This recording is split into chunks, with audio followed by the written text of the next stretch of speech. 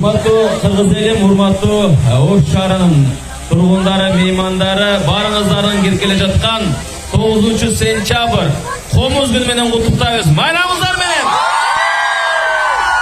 Барыңыздар 9-сентябрь күнү Алымбек Датка эс алуу борборунда күтөбүз. Келиңиздер.